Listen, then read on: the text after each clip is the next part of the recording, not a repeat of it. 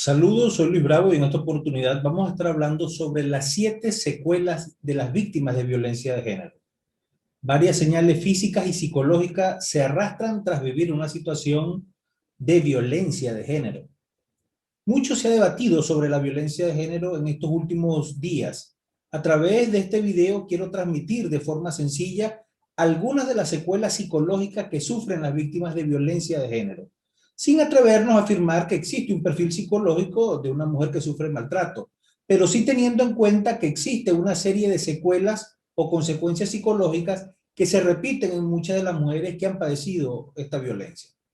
Las mujeres víctimas de violencia de género padecen unos daños específicos de la situación de maltrato, que suelen aparecer de forma habitual en todas las víctimas, pero debemos resaltar la heterogeneidad de las personas y remarcar que cada situación entraña matices diferentes. Y por lo tanto, las secuelas que vamos a explicar a continuación no se presentarán en todas las víctimas con la misma intensidad ni de la misma manera. Los 4 tipos de secuelas en víctimas de violencia de género son el tema que vamos a hablar. Vamos a clasificar las consecuencias que sufren las víctimas de violencia de género en 4 bloques.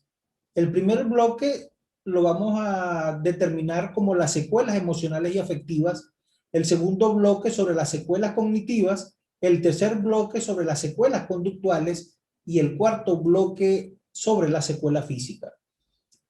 En las secuelas emocionales y afectivas vamos a hablar sobre las secuelas relacionadas con la autoestima de la víctima, sus emociones y sus sentimientos. En las secuelas cognitivas, justamente acá suelen destacar los problemas de concentración, la pérdida de memoria, la dificultad para pensar en el futuro y planificar o imaginar el futuro, la confusión, etcétera. Se van a dar justo en este segundo bloque de secuelas cognitivas. En el tercer bloque de secuelas conductuales se va a observar reducción de conductas de interacción social, dar y recibir. Va a haber dificultades para comunicarse y problemas al negociar en su día a día. En el cuarto bloque tenemos las secuelas físicas. En las secuelas físicas vamos a observar los morados y lesiones, el agotamiento físico, el dolor generalizado en el cuerpo de la víctima. Sin embargo, en esta oportunidad no vamos a dedicar a explicar las consecuencias emocionales y afectivas que sufren las mujeres víctimas de violencia machista, ya que a menudo son las más difíciles de detectar y las que suponen una de las múltiples señales de intervención fundamentales de cara al tratamiento psicológico. De igual manera, tenemos las secuelas emocionales y las secuelas afectivas. Y aunque pueden presentarse múltiples síntomas a nivel psicológico afectivo, nos vamos a centrar en las 7 secuelas emocionales más frecuentes que puede presentar una víctima de violencia de género. En primer lugar, baja autoestima, problemas de identidad, autoimagen distorsionada. La visión que tienen las víctimas de ellas mismas va a estar totalmente distorsionada hacia lo negativo. Es frecuente que duden de sus propias capacidades y posibilidades, refiriendo que son una persona totalmente distinta a la que eran al empezar la relación tóxica. En general, se perciben sin recursos, desamparadas y sin las habilidades necesarias para responsabilizarse de sus vidas. Minimizan sus capacidades y habilidades y maximizan las probabilidades de equivocarse y de fracasar. Les cuesta fiarse de su intuición, donde podrían pensar que durante un tiempo se les ha hecho dudar de sí misma de forma permanente, pensando que no tienen razón o que lo que piensan o dicen es absurdo y que están equivocadas, por lo que pueden llegar a depender mucho de las opiniones externas. En segundo lugar, tenemos los sentimientos de culpa y mucho miedo. Estos sentimientos surgen a raíz de los mensajes de culpabilización constante que han recibido por parte del agresor. Se sienten culpables por todo, aunque aparentemente no tenga nada que ver con ella.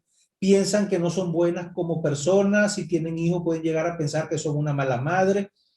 La culpa que sienten les suele paralizar y no les permite mirar hacia adelante y avanzar. A raíz de las amenazas del agresor desarrollan tensión constante, hipervigilancia y miedo. Y en el tercer grupo tenemos el aislamiento emocional. A raíz del aislamiento emocional, que provoca el agresor, la víctima siente que está totalmente sola y que nadie puede entenderle lo que le sucede. Creen que no pueden confiar en nadie y que por lo tanto nadie les puede ayudar.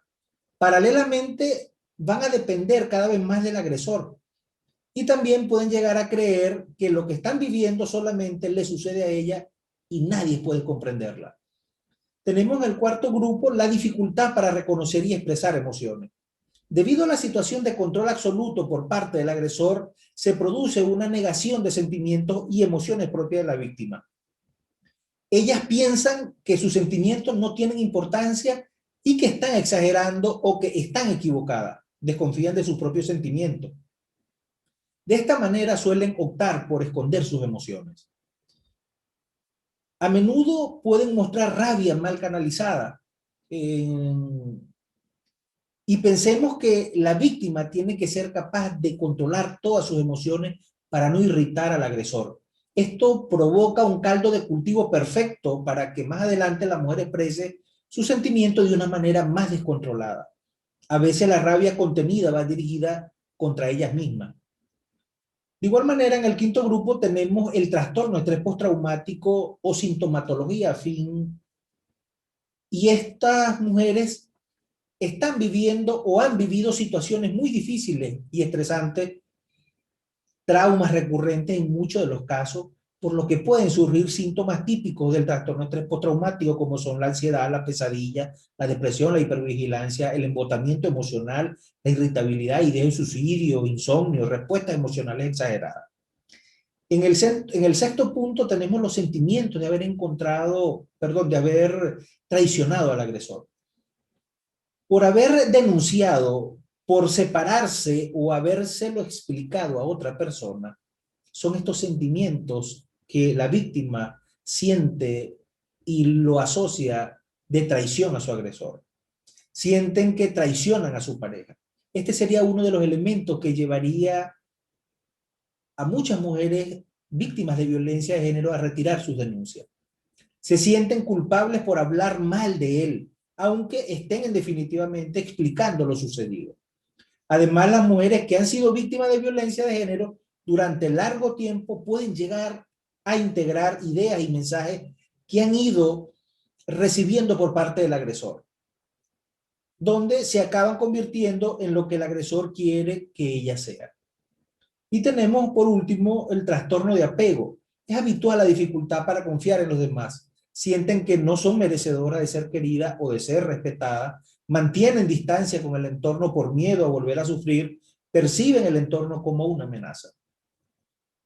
Sobre todo surge la ambivalencia afectiva, donde no se pueden dar el lujo de entregarse de forma totalmente genuina y abierta a las personas que les muestran afecto, ya que en el pasado lo hicieron y las consecuencias fueron nefastas.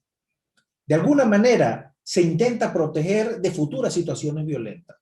Esta situación de ambivalencia afectiva también se produce con el agresor, ya que en una de las partes del ciclo de la violencia, el agresor les pide perdón, lo que llamamos la fase de luna de miel. Sienten el cariño hacia él y lo perciben como alguien que es digno de ser querido. Y en la siguiente fase, vuelven la fase de acumulación, tensión y explosión, donde sienten odio hacia su agresor. Soy Luis Bravo y nos vemos en una próxima oportunidad. Recuerden, el cerebro es el único órgano que se estudia a sí mismo.